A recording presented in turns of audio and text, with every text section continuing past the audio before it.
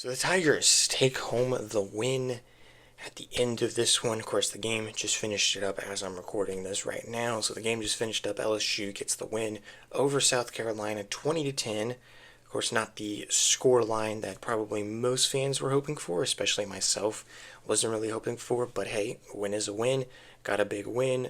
Bounce back win after a tough loss to Ole Miss the previous week. A much needed win, especially in SEC play, sort of keep our conference title hopes alive potentially. And yeah, of course, welcome to the week 7 review. This is 7. Week 7. It's week 6 for the Saints. Week 7 review for the LSU Tigers. And if you can kind of notice, I am clean shaven because I shaved, I believe, yesterday. Yeah, yesterday I did. So, weird lighting of my face, just... okay, enough about my face, and enough about me being clean-shaven. Anyway, let's get on with this game. Not really a pretty win, I should say, but an interesting win. Win's a win. Before we actually get more into the video, I almost forgot. Of course, welcome everybody to the BrewCrew channel. If you guys are new to the channel, or haven't yet here on the channel, hit that subscribe button, hit the notification bell for future upcoming videos here on the channel. Of course, we do football content like this with LSU and Saints. I also do some wrestling content as well. Speaking of wrestling content, of course, earlier today, as I'm recording this video on Saturday, was Crown Jewel earlier this morning. I didn't do a review video because I just didn't have time because I had other plans today, so I just didn't have time to make a video. I did do a little review on my X account. If you guys are not following me on X, definitely go follow the X account. Link to that will be in the description below, so definitely go follow that and go check out my little review. Anyway, let's get back into the football content with this Week 6 review. Let's just go ahead and get into it. We'll talk about both sides of the ball. Game was pretty interesting. It looked like it would kind of go their way. Got the lead in the second half, though, with a big touchdown. The heck was that? No, that was my iPad. With a big win, of course, as usual. Excuse me. With a win, of course. And then mostly it was just sort of us the second half. But there was definitely a lot of stuff. We had 3 turnovers, all that. But let's just go ahead and go into both sides of the ball. Let's actually start off with the defensive side, because there's a lot to really talk about with the offense. Defensive side was really good.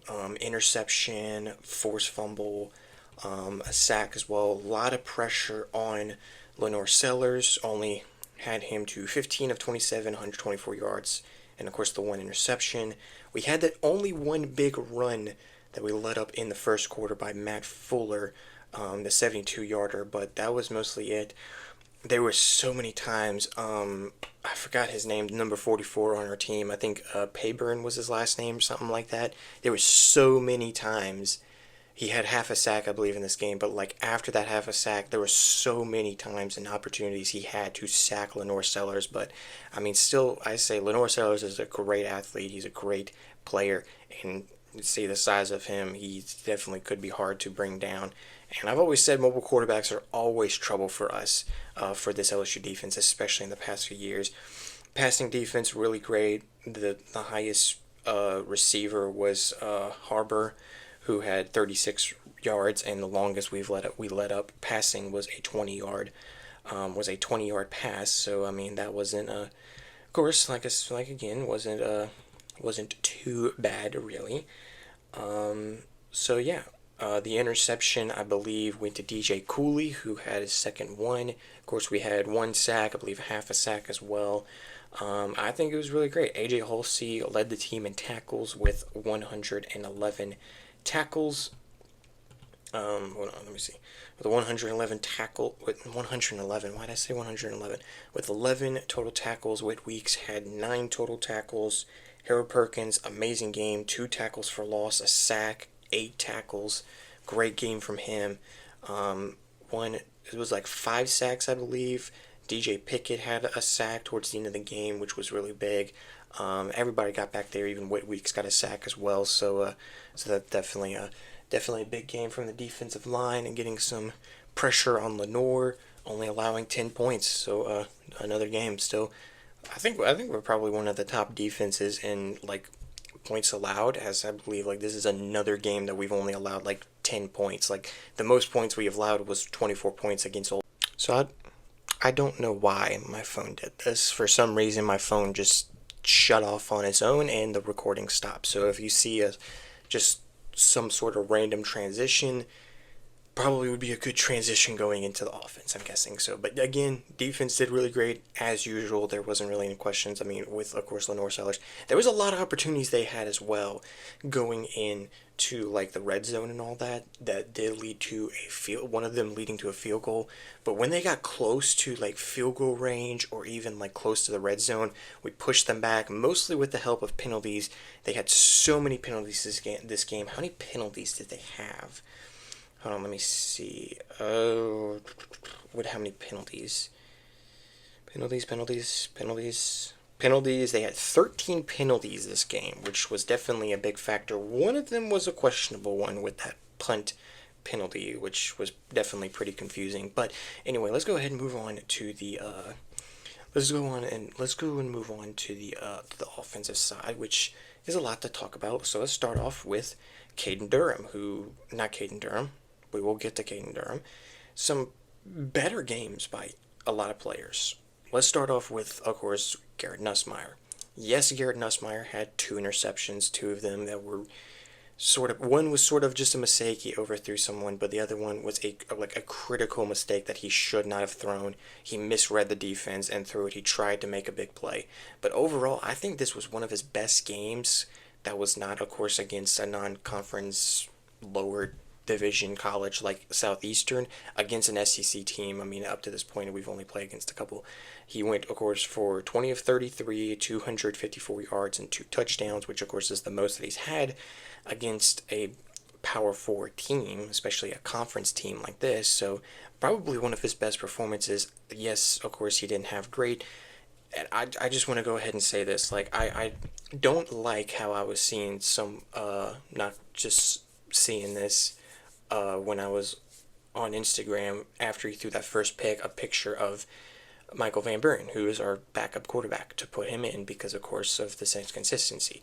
I mostly have a one question for people who probably thought that way after he threw the 1 interception, even though we came out and win. What was going to happen in the game if we took out Garrett Nussmeier and put Michael Van Buren in? Tell me if, like, when I asked you this question. I think I said ask, but you're not asking me. I'm asking you. Like, what's it gonna do for the game? What's it actually gonna do for the offense if we take out Garrett Nussmeier just because he threw an interception?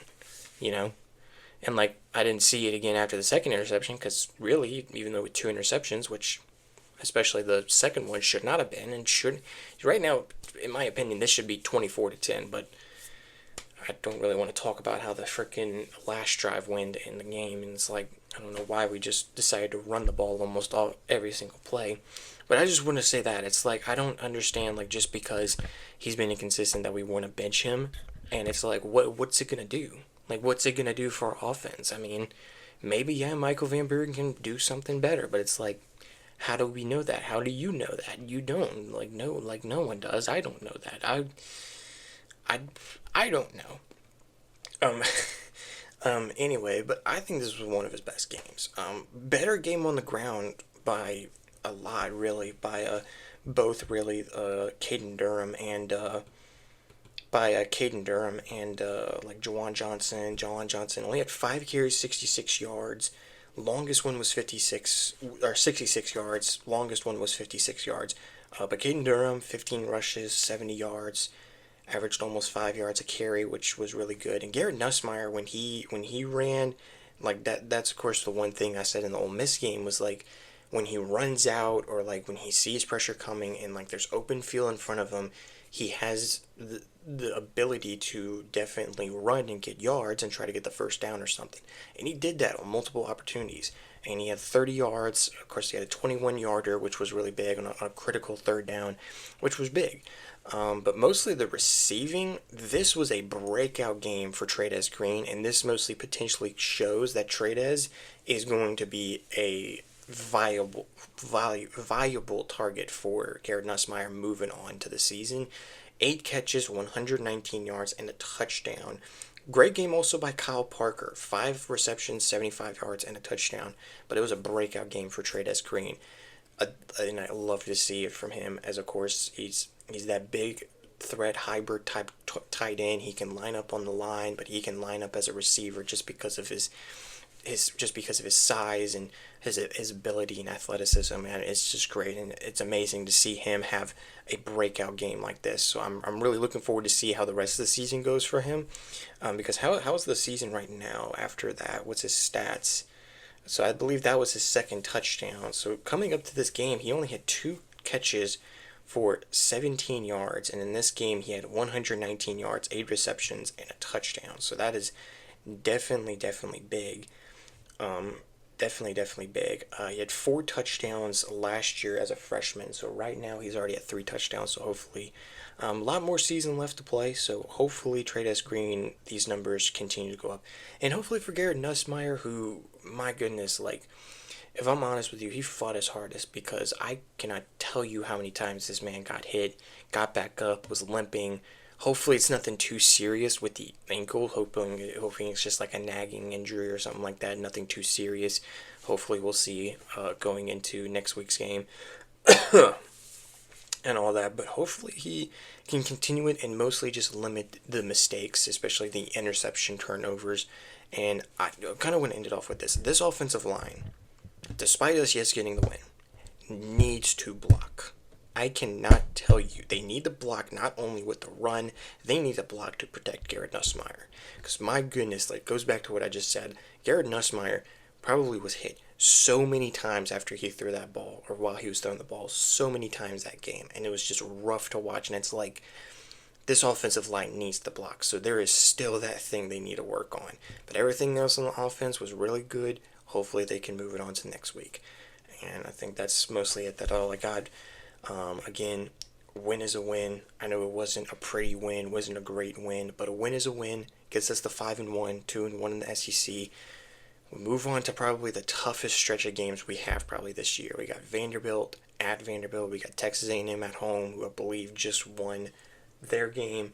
And then, of course, we got Alabama at Alabama. So, like, this is a tough tough next 3 games this year that we have. And of course, talk about the Vanderbilt game when we get to that next week at some point when we get to it for next weekend. Of course, we'll go ahead and end this video. Let me know in the comments down below what you guys thought about this game, how you feel about the win, how you felt about how everybody played, and if you maybe agree with the stuff that I agree with and all that. But anyway, with all this out of the way, again, go follow me on my X account. Link to that will be in the description below. Instagram link is also down there as well if you want to go follow the Instagram as well. Again, both will be down in the description below, so definitely go follow me on both of those platforms. And I guess that's it. I believe that is all I have for y'all. I hope you guys enjoy this video. It will probably Sunday as you guys are watching this video, because it is late at night right now as I'm recording this on Saturday, because it's like 10:40. It's like almost 11 o'clock, and I'm tired, but I'm going to try to get this video edited and out on Sunday, which probably will be on Sunday as of you guys watching this. As I'm saying, enough talking. I hope you guys do enjoy this video. I feel like I'm trying to say something else, but it's not coming out. I'm just going to go ahead and get to the end. Hope you guys enjoyed this video. If you guys did enjoy this video, hit that like button, hit the subscribe button as always, and hit the notification bell for future upcoming videos here on the BrewCrew channel. And with that being said, everything being said so much, I will see you guys in the next video. Peace.